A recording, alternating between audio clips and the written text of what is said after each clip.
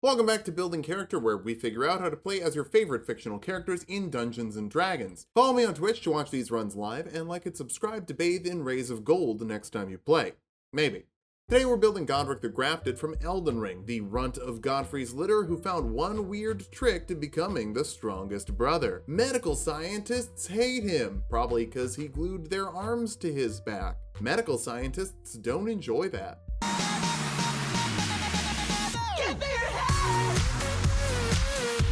Hey, if you like Elden Ring, come watch me play Elden Ring on Twitch! Phil, how do you get so many Elden Ring characters out? Well, it's because I've been playing it on Twitch! So if you want to support the extra content, hang out, and ask me all your burning questions, come do it on Twitch. Let's start off with our goals for this build. First, we need to be well armed with an axe, another axe, a punching arm, and a dragon arm that's actually a dragon head, just for good measure. Next, we need to taint the very winds. That means a blast of air, not what I do after I eat dairy. Finally, we need to command weaklings to kneel, shaking the earth with some massive slams. For stats, we'll be using the standard point array from the player's handbook. Roll for stats if you want, just keep your multi-classing minimums in mind. Strength will be number 1. Even if your arms aren't all that big, you have a lot of them to make up for it. Intelligence next, you're leading the soldiers of Stormvale, not because you're likable, but because you're strategic. Follow that up with dexterity, you keep things pretty light. I'd imagine it's hard for you to find armor with extra holes you need. Constitution after that, surviving limb reattachment surgery has to require some toughness. Just look at all of the people who didn't survive. Wisdom is a bit low. You might think Godrick is friends with birds, but those aren't birds, they're demons. We'll dump charisma. You're Godfrey's least favorite non-omen child. Godrick is a demigod with a bunch of extra limbs, so we'll go for Simic Hybrid. That'll give you +2 constitution and +1 strength, 60 feet of dark vision, and an animal enhancement of your choice. If I'm being totally honest, the one we get here is not all that important, but I'll go for Manta Glide, which takes 100 feet off your falling distance. Eventually we'll get a big jump that could hurt our knees if we land too hard. Take the soldier background for athletics and intimidation, with big arms to lift, and more importantly, arms to terrify other soldiers into running away so you don't take their arms. We'll kick things off as a fighter, letting you grab 2 skills from the fighter list like animal handling and acrobatics. Do some massive flips and make friends with birds while you're up there. For your fighting style, 2 weapon fighting lets you add your ability modifier to your offhand weapon attack, ironically helping you off some hands. You also get second wind, letting you heal 1d10 plus your fighter level as a bonus action. It doesn't even matter if those winds are tainted. Second level fighters get action surge, letting you make 2 actions in 1 turn, once per short rest, which is up to 3 attacks in a round right now with your bonus action offhand weapon attack. You do have to be using hand axes at this point since they're light, but we can grab something for battle axes in a second. Third level fighters can choose a martial archetype. Eldritch Knight will give us some spells to do a little more fancy stuff in phase 2. Gust forces a strength saving throw on a creature, pushing the mech 5 feet if they fail, or does some small flavor stuff with wind. It doesn't deal damage, but there aren't really wind options to deal damage outside of monk. Just push someone off a cliff, that'll deal damage. Booming Blade lets you make a melee weapon attack as an action. If the creature moves on the following turn, they take a d8 of thunder damage. Actually, that would be a great way to swing your axe with a booming gust of wind. Nice work, me. Burning Hands forces a dexterity saving throw on creatures in a 15-foot cone, dealing 3d6 fire damage to those that fail, half as much to those that succeed. It doesn't have to be a dragon whose head you ripped off, but it doesn't have to not be that. Earth Tremor forces a dexterity saving throw on creatures within 10 feet of you. Failing that, they take a d6 of bludgeoning damage and they're knocked prone. The area around you is also turned into difficult terrain. You can command they kneel, but it only works if they fail the dex save. Jump triples your jump distance for a minute, letting you get a big old hop. Does it help you hit people? No. Honestly, it probably makes it worse, but it looks rad. So does Weapon Bond. Not a spell, just a thing you can do to conjure a weapon you've chosen to yourself as a bonus action. I don't know where those axes are, you probably just store them somewhere in one of your many armpits. 4th level fighters get an ability score improvement or feat. The dual wielder feat lets you go for 2 weapon fighting with weapons that aren't light, like battle axes. Your AC will also go up by 1 while you're wielding 2 weapons at the same time, and you can draw 2 weapons instead of just 1. I think that means pulling out 2 axes at the same time, but I bet if you got some pencils, you could probably draw 2 weapons at the same time. He's got more than 2 right hands. 5th level fighters get an extra attack, letting you make 2 attacks with your action, 3 with a bonus action offhand weapon attack, and 5 with an action surge. Every time we get another extra attack, think of it as another arm. Oh, we can also literally get more arms, since 5th level Simic Hybrids get another animal enhancement, like grappling appendages. This gives you 2 extra arms you can use to grapple, or to make an attack that deals 1d6 plus your strength modifier, and let you grapple creatures as a bonus action after you make that attack. It doesn't have to be a dragon that grapples people by biting them, but it doesn't have to not be that.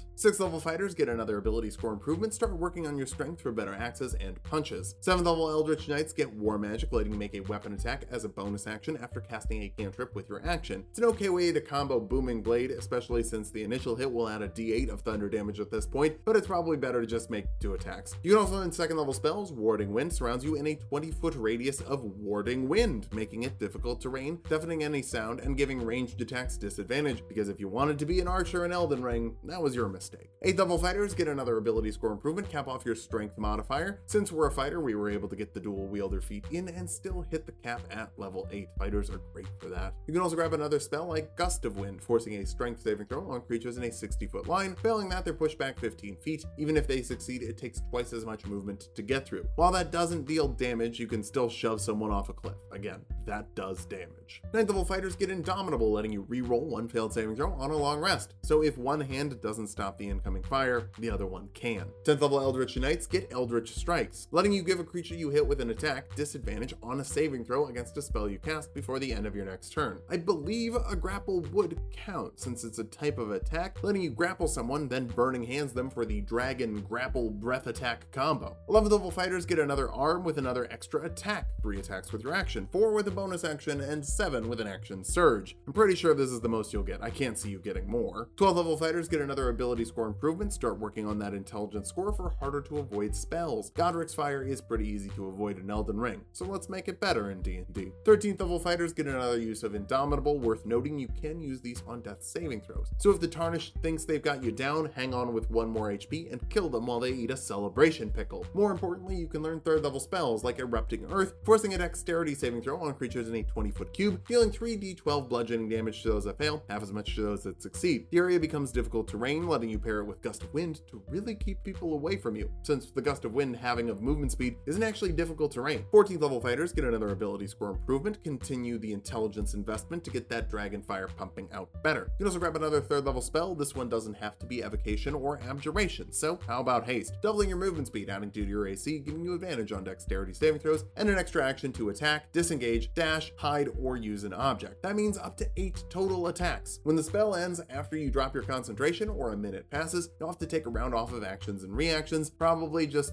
taking a breather. Godrick, why are you chopping off your hand? 15th level Eldritch Knights get Arcane Charge, letting you teleport 30 feet after you use an action surge. So cast Warding Wind, teleport 30 feet up into the air, and then miss with your jump attack? What? Better try it again. I'm sure it'll work as long as the Tarnished doesn't walk slowly to the right. 16th level fighters get another ability score improvement, cap off your intelligence for the best spells you can spell. 17th level fighters get another use of Action Surge and Indomitable, which means 2 rounds in a row of truly oppressive combos. 18th level Eldritch Knights get improved War Magic, letting you make a weapon attack as a bonus action after you cast a leveled spell. I think Haste is the best option for this, since you'd still get 3 attacks off in that round. Basically free haste. Hell yeah. 19th level fighters get our last ability score improvement. Let's go for Constitution for better concentration and 19 more HP at this point. You can also learn 4th level spells like Fire Shield. That'll wrap you in a hot or cold shield. Go for pot. That means that creatures who hit you with a melee attack take 2d8 fire damage and you resist cold damage. It's the Flame Tornado from phase 2.